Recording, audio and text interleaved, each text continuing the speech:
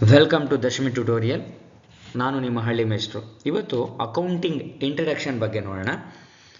ತುಂಬ ದಶಕಗಳಿಂದ ನಾವು ನೋಡಿದಾಗೆ ಅಕೌಂಟಿಂಗ್ ಅಂದರೆ ಬರೀ ಫೈನಾನ್ಷಿಯಲ್ ಟ್ರಾನ್ಸಾಕ್ಷನ್ಸನ್ನು ಮಾತ್ರ ರೆಕಾರ್ಡ್ ಮಾಡೋದು, ಹಾಗೆ ಅಕೌಂಟೆಂಟಿನ ಫಂಕ್ಷನ್ನು ಕೂಡ ಅಷ್ಟಕ್ಕೆ ಮಾತ್ರ ಸೀಮಿತ ಅಂಥೇಳಿ ಅಂದ್ಕೊಂಡಿದ್ರು.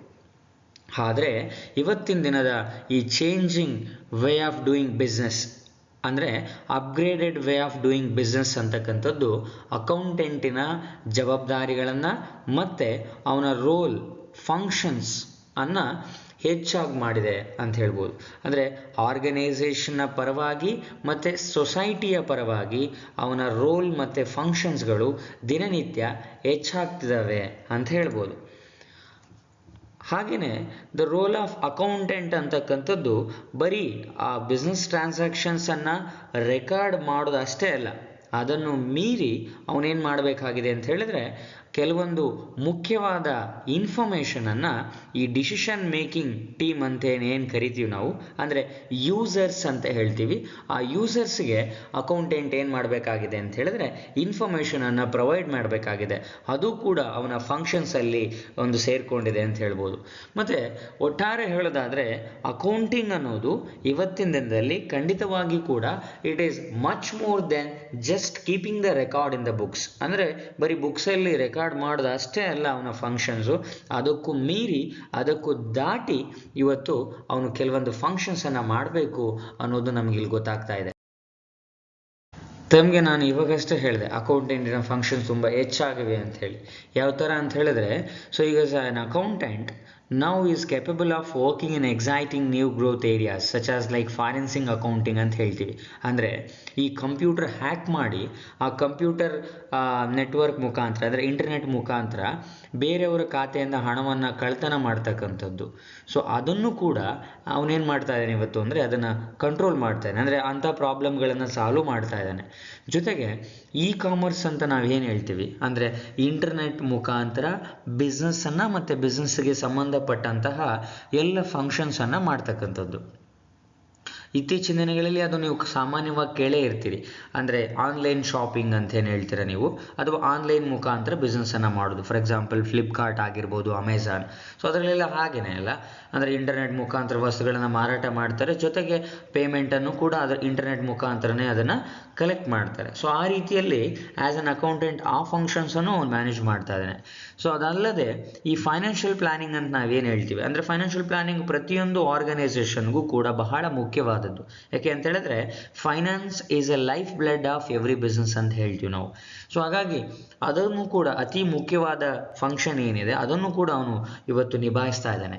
ಜೊತೆಗೆ ಎನ್ವೈರ್ನಮೆಂಟಲ್ ಅಕೌಂಟಿಂಗ್ ಅದನ್ನು ಕೂಡ ಅವನು ಮಾಡ್ತಾ ಇದ್ದಾನೆ. ಎನ್ವೈರ್ನಮೆಂಟಲ್ ಅಕೌಂಟಿಂಗ್ ಅಂದರೆ ಸಾಮಾನ್ಯವಾಗಿ ಯಾವ ಥರ ರಿಸೋರ್ಸ್ ಎಲ್ಲ ನಮಗೆ ಅವೈಲಬಿಲಿಟಿ ಇದೆ, ಅದನ್ನು ಹೇಗೆ ಬಳಸ್ಕೋಬೇಕು, ಹೇಗೆ ಮ್ಯಾನೇಜ್ ಮಾಡಬೇಕು ಅನ್ನೋದ್ರ ಬಗ್ಗೆ ಮಾಹಿತಿಯನ್ನು ಕೂಡ ಆ್ಯಸ್ ಅನ್ ಅಕೌಂಟೆಂಟ್ ಅವನು ಪ್ರೊವೈಡ್ ಮಾಡ್ತಾ ಇದ್ದಾನೆ. ಸೊ ಈ ಒಂದು ದೃಷ್ಟಿಕೋನದಲ್ಲಿ ನೋಡಿದಾಗ ಅಂದರೆ ಇದೆಲ್ಲ ಫಂಕ್ಷನ್ಸ್ ಅವನೇನು ಮಾಡ್ತಾ ಇದ್ದಾನಲ್ಲ, ಸೊ ಅದರಿಂದಾಗಿ ಇವತ್ತು ಈ ಅಕೌಂಟಿಂಗ್ ಅನ್ನೋ ಒಂದು ವಿಚಾರಕ್ಕೆ ಅಂದರೆ ಅಕೌಂಟಿಂಗ್ ಅನ್ನೋ ಕಾನ್ಸೆಪ್ಟಿಗೆ ತುಂಬಾ ಇಂಪಾರ್ಟೆನ್ಸ್ ಹೆಚ್ಚಾಗಿದೆ ಅಂತ ಹೇಳ್ಬೋದು ನಾವು.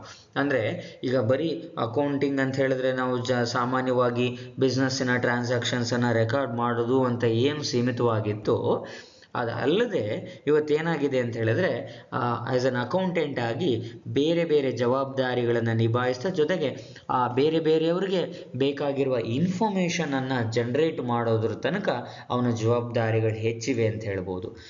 ಈಗ ನಾನು ಇವಾಗಷ್ಟೇ ಹೇಳ್ತಾ ಇದ್ದೆ ಏನು, ಇನ್ಫಾರ್ಮೇಷನನ್ನು ಪ್ರೊವೈಡ್ ಮಾಡ್ತಾನೆ ಅಂತ. ಅಂದರೆ ಅಕೌಂಟಿಂಗ್ ಅಲ್ಲಿ ಇನ್ಫಾರ್ಮೇಷನನ್ನು ಜನ್ರೇಟ್ ಮಾಡಿ ಆ ಯೂಸರ್ಸಿಗೆ ಅವರು ಪ್ರೊವೈಡ್ ಮಾಡ್ತಾ ಇದ್ದಾರೆ. ಯಾರು? ಅಕೌಂಟೆಂಟ್ಗಳು. ಸೊ ಹೀಗೆ ಸಾಮಾನ್ಯವಾಗಿ ಈ ಬಿಸ್ನೆಸ್ಸಿಗೆ ಸಂಬಂಧಪಟ್ಟಂತಹ ಎಕನಾಮಿಕ್ ಇನ್ಫಾರ್ಮೇಷನ್ ಅಂತ ಏನು ಕರಿತೀವಿ, ಸೊ ಅಂದರೆ ಫೈನಾನ್ಷಿಯಲ್ ಟ್ರಾನ್ಸಾಕ್ಷನ್ಸ್ ರಿಲೇಟೆಡ್ ಆಗಲಿ, ಅದರ ಪರ್ಫಾರ್ಮೆನ್ಸ್ ಏನು ಕರಿತೀವಿ, ಅಥವಾ ಅದರ ಪೊಸಿಷನ್ ಅಂತ ಏನು ಹೇಳ್ತೀವಿ, ಸೊ ಅದರ ಮಾಹಿತಿಯನ್ನು ಆ ಸ್ಟೇಕ್ ಹೋಲ್ಡರ್ಸ್ ಅಥವಾ ಯೂಸರ್ಸ್ ಆಫ್ ಅಕೌಂಟಿಂಗ್ ಇನ್ಫಾರ್ಮೇಷನ್ ಅವರಿಗೆ ಈ ಒಂದು ಡೇಟಾವನ್ನು ಪ್ರೊವೈಡ್ ಮಾಡ್ತಾ ಇದ್ದಾರೆ. ಯಾರು? ಅಕೌಂಟೆಂಟ್. ಸೊ ಅವ್ರೇನು ಮಾಡ್ತಾರೆ, ಯಾರು ಅಂದರೆ ಈ ಇನ್ಫಾರ್ಮೇಷನ್ ತಗೊಂಡಂಥವ್ರು ಅಂದರೆ ಯೂಸರ್ಸ್ ಅಂತ ನಾವೇನು ಹೇಳಿದ್ವಿ, ಅವರು ಈ ಒಂದು ಡೇಟಾದ ಮೇಲೆ ಅಂದರೆ ಈ ಒಂದು ಇನ್ಫಾರ್ಮೇಷನ್ನ ಆಧಾರದ ಮೇಲೆ ಅವರು ಕೆಲವೊಂದು ಮುಖ್ಯವಾದ ಡಿಸಿಷನ್ಸನ್ನು ಮಾಡಲಿಕ್ಕೆ ಅನುಕೂಲ ಆಗುತ್ತೆ. ಸೊ ಈಗ ನಮಗೆ ಮೇಜರಾಗಿ ಒಂದು ಕ್ವಶನ್ ರೈಸ್ ಆಗುತ್ತೆ, ಯೂಸರ್ಸ್ ಅಂದರೆ ಯಾರಪ್ಪ ಅಂದರೆ ಸಾಮಾನ್ಯವಾಗಿ ಯೂಸರ್ಸ್ ಅಂತ ಹೇಳಿದ್ರೆ ಇಲ್ಲಿ ಎರಡು ರೀತಿಯಲ್ಲಿ ಡಿವೈಡ್ ಮಾಡ್ಕೊಂಡಿದ್ದೀವಿ. ಅಂದರೆ ಇಲ್ಲಿ ಸೈಡಲ್ಲಿ ನೀವು ನೋಡ್ಬೋದು, ನಾನು ಎರಡು ಚಿಕ್ಕ ಚಿಕ್ಕ ಚಿತ್ರಗಳನ್ನು ಹಾಕಿದ್ದೀನಿ. ಅಲ್ಲಿ ಇಂಟರ್ನಲ್ ಯೂಸರ್ಸ್ ಅಂತ ಹೇಳ್ತೀವಿ, ಇನ್ನೊಂದು ಎಕ್ಸ್ಟರ್ನಲ್ ಯೂಸರ್ಸ್ ಅಂತ ಹೇಳ್ತೀವಿ ನಾವು. ಇಂಟರ್ನಲ್ ಯೂಸರ್ಸ್ ಅಂತ ಹೇಳಿದ್ರೆ ಕಂಪನಿಯ ಒಳಗಡೆ ಬರುವಂಥವ್ರು. ಅದೇ ರೀತಿ ಎಕ್ಸ್ಟರ್ನಲ್ ಯೂಸರ್ಸ್ ಅಂತಂದರೆ ಕಂಪನಿಯ ಹೊರಭಾಗದಲ್ಲಿರುವಂಥವ್ರು. ಸೊ ಈ ಎರಡೂ ಗುಂಪುಗಳು ಕೂಡ ತಮಗೆ ಬೇಕಾದ ರೀತಿಯಲ್ಲಿ ನಿರ್ಧಾರಗಳನ್ನು ಮಾಡಬೇಕಾಗತ್ತೆ. ಅಂದರೆ ಅವರು ಡಿಸಿಷನ್ಸನ್ನು ತಗೊಳ್ಬೇಕಾಗತ್ತೆ.